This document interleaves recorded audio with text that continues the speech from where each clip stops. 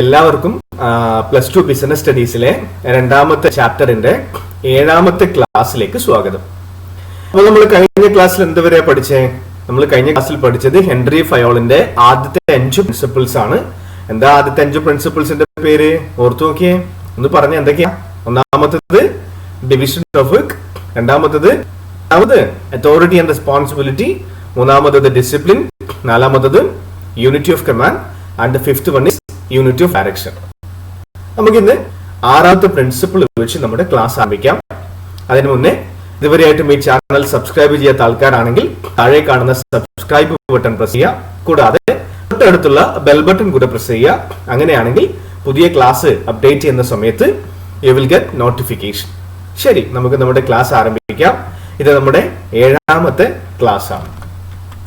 നമുക്ക് നമ്മുടെ class Henry ഫയോളിന്റെ 6th principle വെച്ച് സ്റ്റാർട്ട് ചെയ്യാം. The name of his 6th principle is subordination of individual interest to general interest.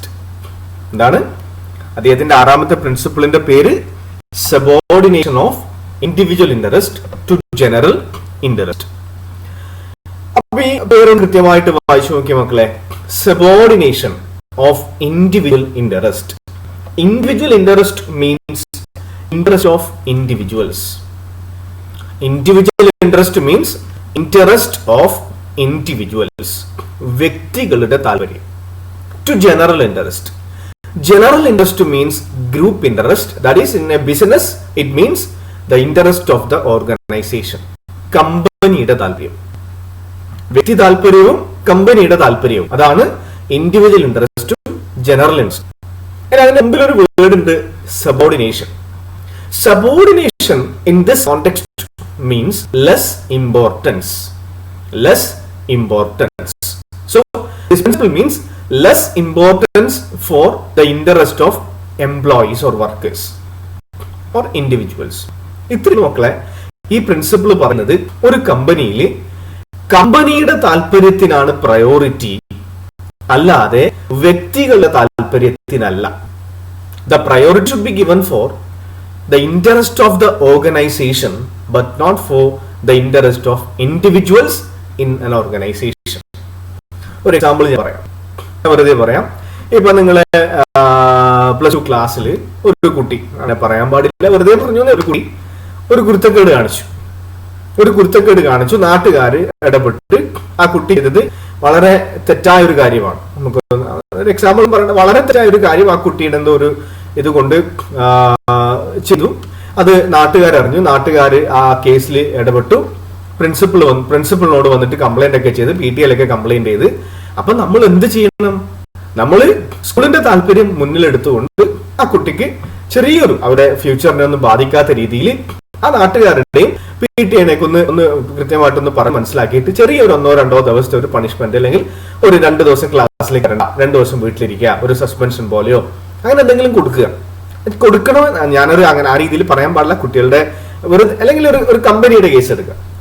ഒരു കമ്പനിയിലെ employee example അങ്ങ് വിട്ടെ. ഒരു കമ്പനിയിലെ എംപ്ലോയി എന്ത് ചെയ്യുന്നു?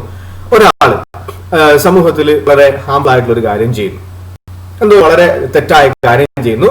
അപ്പോ ആൾക്കാർ വന്നിട്ട് കമ്പനിയുടെ ഓണറോട് കംപ്ലൈന്റ് പറയുന്ന സമയത്ത് അവർക്ക് മനസ്സിലായി, എന്റെ മാനേജർക്ക് മനസ്സിലായി, ഇയാൾ ചെയ്തത് വലിയ അപരാധമാണ്, ഒരിക്കലും പൊറുക്കാൻ പറ്റാത്ത തെറ്റാണ്. ആ കമ്പനി എന്ത് ചെയ്യണം? ആ ജോലിക്കാരനെ സസ്പെൻഡ് ചെയ്യുകയോ അല്ലെങ്കിൽ ഡിസ്മിസ് ചെയ്യുകയോ ചെയ്യണം.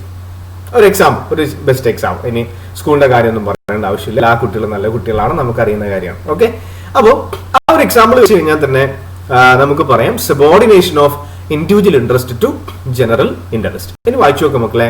An organization is superior to individuals. This principle states that an organization is superior to individuals. ഒരു കമ്പനിയാണ് വ്യക്തികളെക്കാൾ വലുത്. ഒരു കമ്പനിയാണ് വ്യക്തികളെക്കാൾ superior. Each individual working in an organization has some individual interest. Each individual working in an organization has some individual interest. The organization has its own objectives.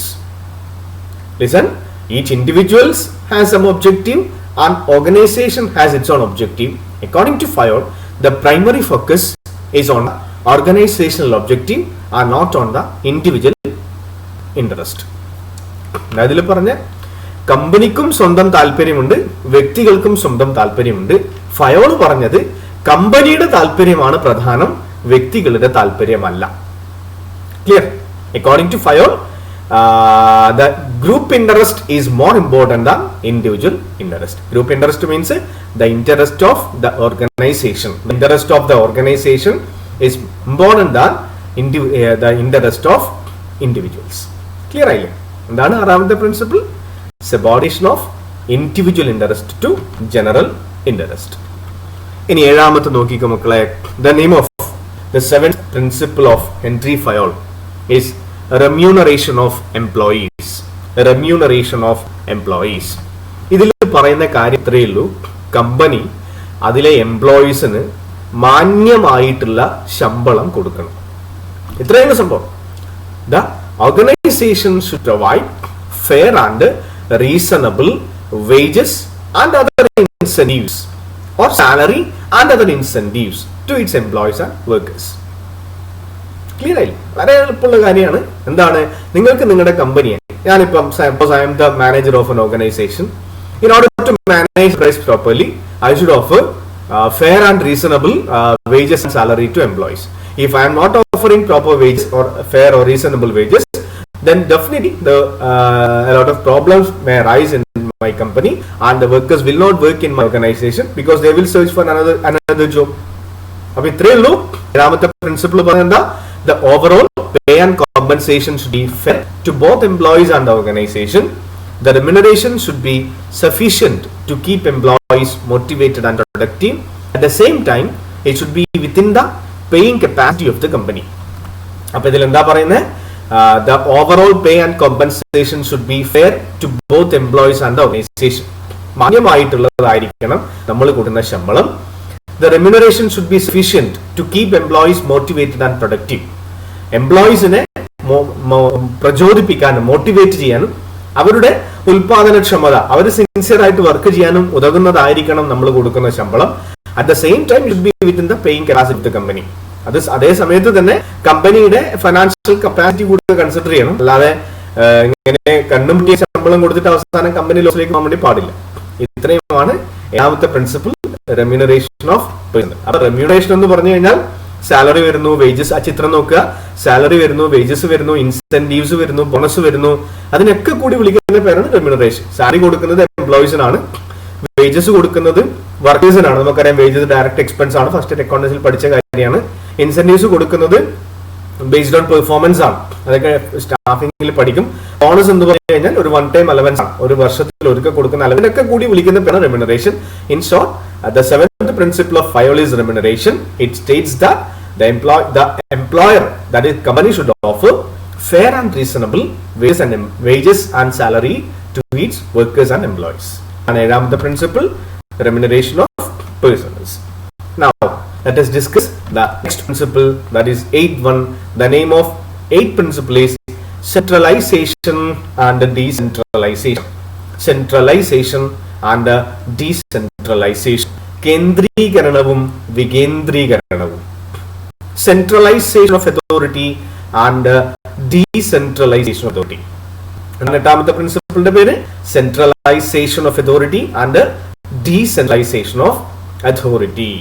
നോക്കിക്കോ, ശ്രദ്ധിക്കുക. Centralization of authority refers to concentration of authority in the hands of few. Concentration of authority with top level is known as centralization, and the dispersal of authority to other levels, to lower levels, is called decentralization.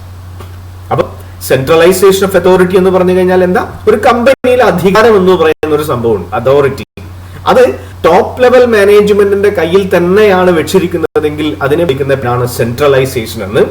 ഇനി അധികാരം, അതായത് തീരുമാനം എടുക്കാനുള്ള power middle ലെവലിനും lower ലെവലിനും കൂടെ കൊടുത്തിട്ടുണ്ടെങ്കിൽ അത് വിളിക്കുന്ന പേരാണ് ഡീസെൻട്രലൈസേഷൻ.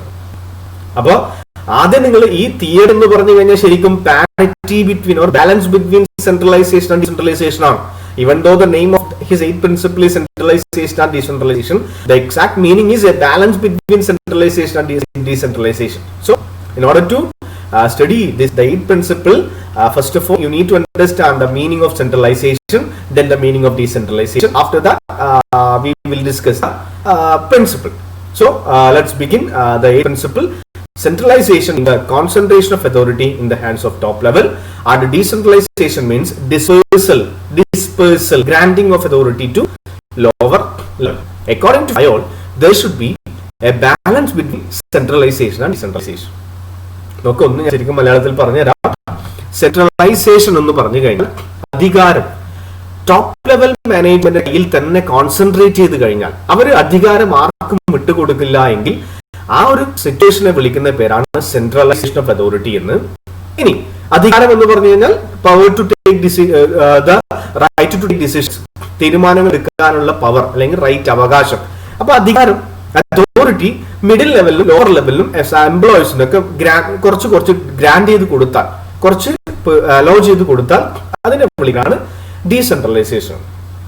ഇനി ഫയോള് പറഞ്ഞത് കംപ്ലീറ്റ് സെൻട്രലൈസേഷനും പാടില്ല, കംപ്ലീറ്റ് ഡീസെൻട്രലൈസേഷനും പാടില്ല.